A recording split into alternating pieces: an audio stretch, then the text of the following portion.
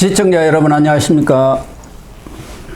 7월 25일 시사정담 시작하겠습니다. 이정근 전 데일리안 편집국장님 나오셨습니다. 안녕하십니까. 이 국장님. 네네. 이 어제 네. 윤석열 대통령과 네. 한동훈 국민의힘 대표 네네.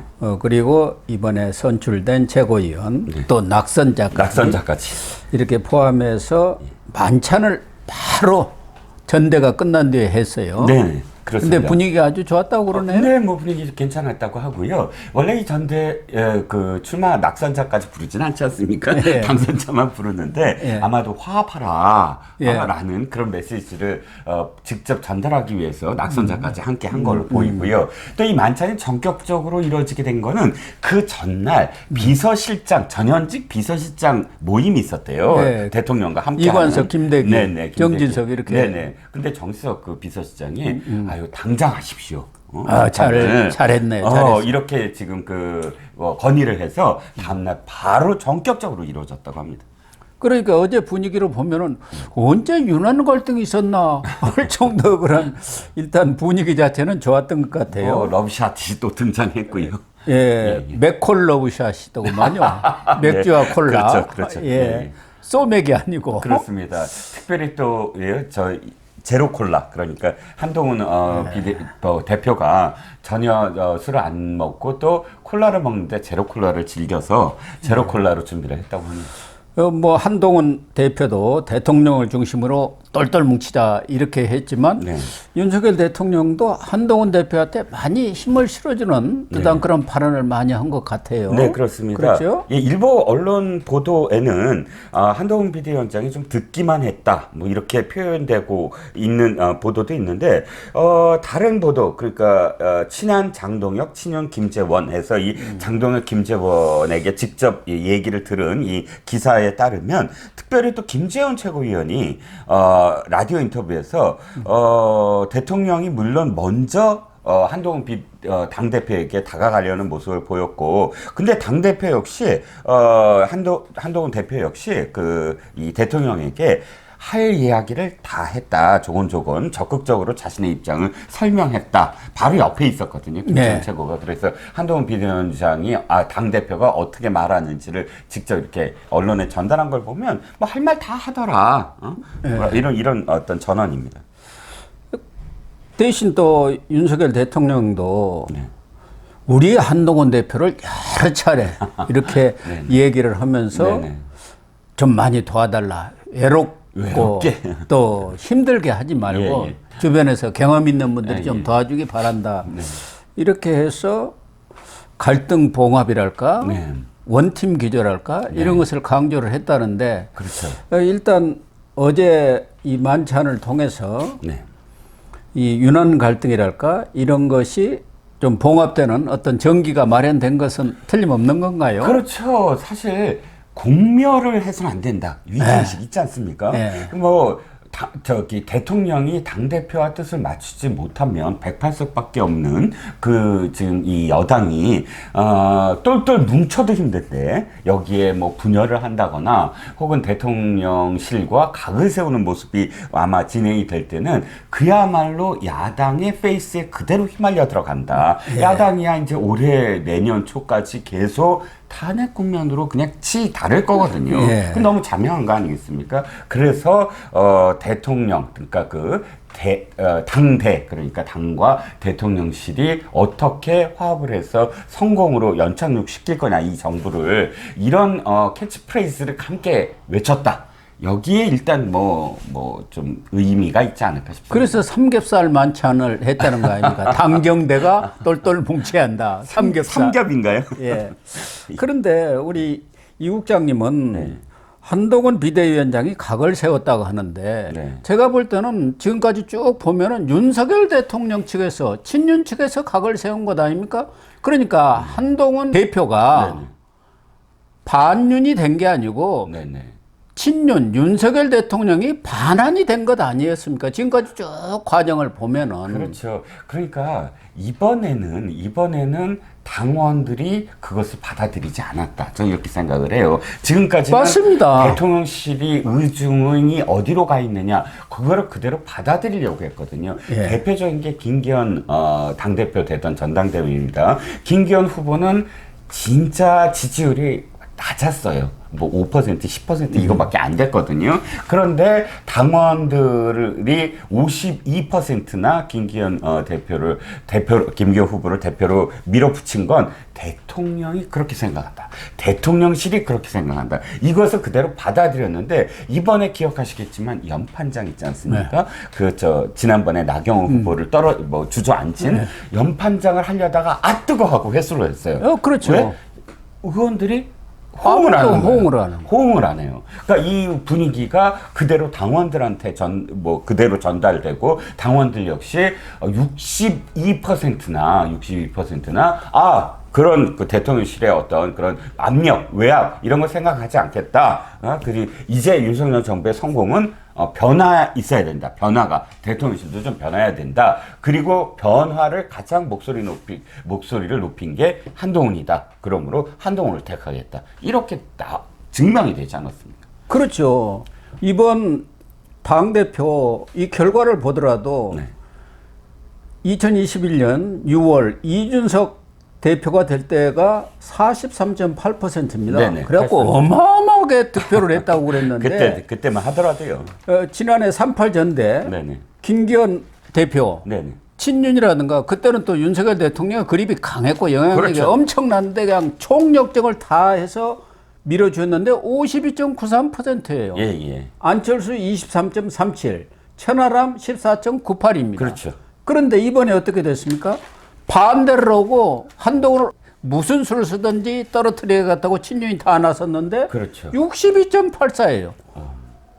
친윤이민 원희룡이가 18.85로 천하람보다는 높았는데 원희룡이 안철수 그때 안철수는 주저앉히려고 한 거 아닙니까? 그렇죠. 아무 말 안 하면 아무 일도 안 일어난다. 예. 이렇게까지 엄포를 놓았는데도 불구하고 23.37인데 네. 친윤이 총력으로 민 원희룡은 18.85예요. 나경원은 오히려 천하람보다도 뒤졌어요. 그렇죠.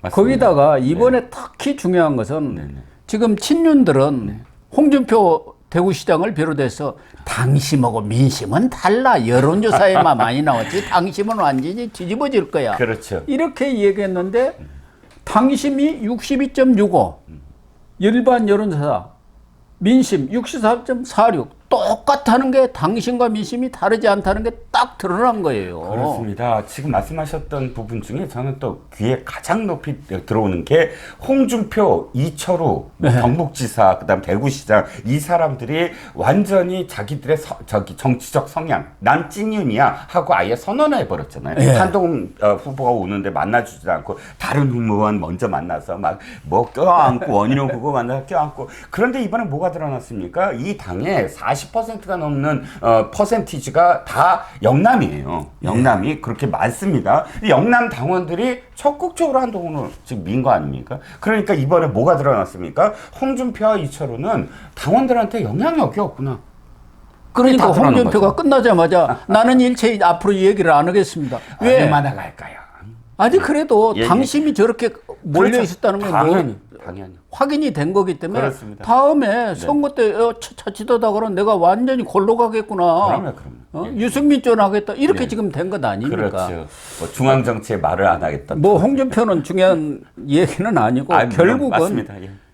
대통령이나 용산이 이번에 확실히 새로운 인식, 현실 인식을 한 것 아니겠느냐. 그렇죠. 그렇기 때문에 김기현은 5일 후에 만찬을 했는데 바로 다음 날 한 것은 한동훈과 서로 손을 잡고 당정이 함께 가지 않아 가지고는 국정을 끌어가기 어렵다는 바로 그 현실 인식을 한 것이 가장 중요하다고 봅니다. 그렇죠.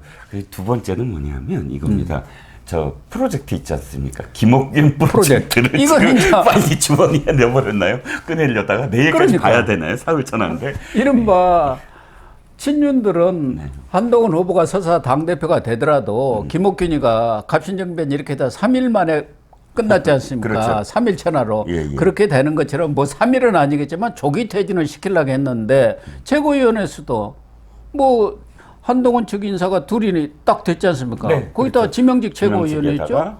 또 뭐 정책위 의장도 얼마든지 한동훈이 임명할 수 있는, 그러니까 과반을 넘어버린 거예요. 그러니까 뭐 김옥균 프로젝트가 뭐고 될 수도 없고, 그렇죠. 그렇다고 해서 뭐 징계를 할 게 없지 않습니까? 지금, 이준석처럼. 예, 이준석은 성상남이란 명백한 네. 그 증거들이 있었어요. 그렇죠. 이제 하려고 하는 건 딱 한 가지입니다. 저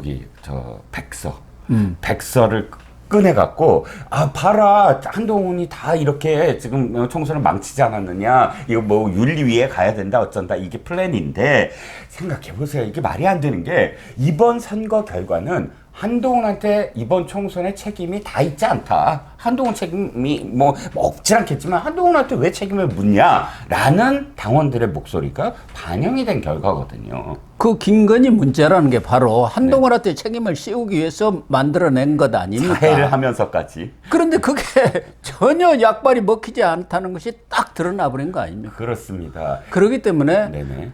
윤석열 대통령이나 용산 측에서도 이제 한동훈과 손잡고 같이 가야 한다, 이런 인식을 확실히 한 거 아닌가요? 그렇죠. 그런 게 어제 저녁에 가장 드러나요. 만찬의 의미가 아닌가. 아, 그렇습니다. 이번 선거에 세 가지 의미를 제가 보면, 하나는 와이어 투 와이어 선거. 즉, 이게 경마 용어긴 한데, 처음부터 끝까지 똑같은 지지율. 그러니까 여론조사가 그대로 그냥 한 번도 1위가 출렁거리지 않고 끝까지 결승전까지 나타났다. 이게 이 압도적이었다라는 거. 두 번째가 뭐냐면 말씀드렸지만 이 국민의힘 계열 정당에서 전대, 그러니까 대통령 후보를 뽑는 선거 말고 당대표를 뽑는 선거에서 60%가 넘었던 적이 없습니다. 예. 그러니까 압도적이었고, 세 번째 의미가 뭐냐면 국민 여론조사 있지 않습니까? 그러니까 당원들은 압도적이었어요. 왜 여론조사에서도 그 한동훈한테. 근데 국민 여론조사는 그보다 못했거든요. 그러니까 한 40%대 정도였어요. 한동훈한테 나온 게. 근데 이번에 63%가 나왔다. 국민들로부터. 이 세 가지 의미가 바로 정수석 비서실장으로 하여금, 아, 대통령님 이거 오래 있다가 큰일 납니다. 바로 만나야 됩니다. 혹 오래 있을수록 무슨 대통령실도 공작한다거나 이런 얘기가 나올 겁니다. 라는 조언을 하지 않았을까 싶습니다. 그렇습니다. 정진석 비서실장이 5선이나 했고 국회 부의장까지 한 사람 아닙니까? 네. 뭐 선친부터가 그렇죠. 오랜 정치 생활을 하신 분이기 때문에 네. 정치적 감각이 뛰어나죠. 네. 또 정치부 기자를 오래 저희들이랑 그렇죠. 같이 한 사람 아닙니까? 예. 어쨌든 대통령의 인식 전환이 이렇게 이루어진 것은 정말로 이 한동훈 대표는 물론이고 네. 윤석열 대통령한테도 서로 윈윈할 수 있는 아주 좋은 그런 바탕이 마련된 것 아닌가 하는 생각이 들어요. 아니, 반윤이라고 자꾸 얘기하는데 한동훈 대표의 목적이 우리 다 알듯이 대권이잖아요. 예. 그런데 윤석열 정부가 만약에 탄핵을 당한다거나 윤석열 정부가 끝까지 임기를 마치지 못하는 그런 정말 최악의 상황이 왔을 때 정권을 승계를 할 수가 있겠습니까? 누가 나와도 대통령 못 돼요. 예. 그러니까 대통령이 되면 어떻게 해야 되죠? 이 정부를 성공하게 또 연착륙하게 만들어야만 정권을 승계받을 수가 있어요. 예. 그런 입장에서 아무리 한동훈이 무슨 그 원칙대로 한다지만 윤석열 대통령 성공시키려고 할 겁니다. 예. 어떤 고언을 그 고언이 진짜 쓴소리를 하는 게 윤석열 정부를 진짜 끌어안치려고 한다면 자기 목숨이 위태로운데 누가 그런 저기를 하겠습니까? 불나방처럼 불에 뛰어들겠습니까? 예.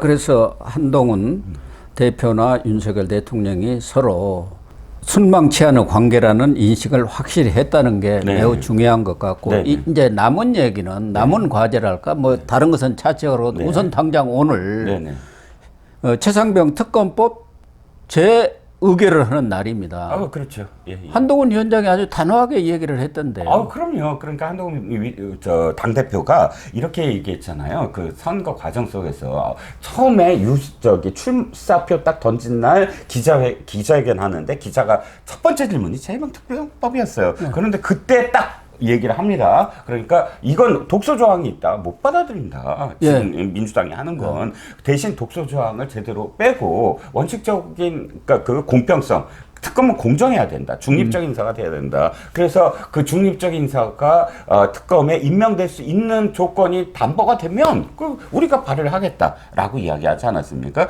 그러자 왜 발표했던 그러니까 찬성을 하겠다고 발표했던 김재석 같은 경우 그거 맞다. 네. 저기 한 후보가 한 말이 맞다. 나는 이번에 반대를 하겠다. 해버리니까 안철수를 제외한 나머지 사람들이 다 세 사람이 다 한지압랑 김재석 뭐 또 조경태 같은 경우 그대로 반대를 그때 의사를 표명했습니다. 지금도 역시 오늘도 단일 대우가 되지 않느냐라는 거죠. 예. 특히 한동훈 대표도 그 3자 추천하는 제3대안 네네. 그 대안을 제시했는데 이 부분에 대해서도 당내에 또 반대하는 사람들이 많기 때문에 토의를 좀 해서 결정을 하겠다. 시스템에 따라서 그것은 이 부분에 대해서 구태여 뭐 당장 추진해야 할 뭐 이유도 없기 때문에 그렇죠. 결국은 공수처 수사 결과를 보고 하겠다는 것은 윤석열 대통령하고 똑같지 않습니까? 같은 입장이죠. 예. 또 하나는 한동훈 특검법을 24일 정청래가 바로 또 발의를 해갖고 잔치집에 찬물을 끼얹었는데 이 부분에 대해서도 윤석열 대통령이 뭐 한동훈 대표하고 긴밀히 협의하겠지만 거부권을 행사할 수도 있고 경우에 따라서 한동훈 대표가 나 받아들이겠다 아무것도 없는데 특검 한번 해보자 할 수도 있지 않습니까? 뭐 그렇겠죠. 그런데 정치부 기자의 산 증인이시잖아요.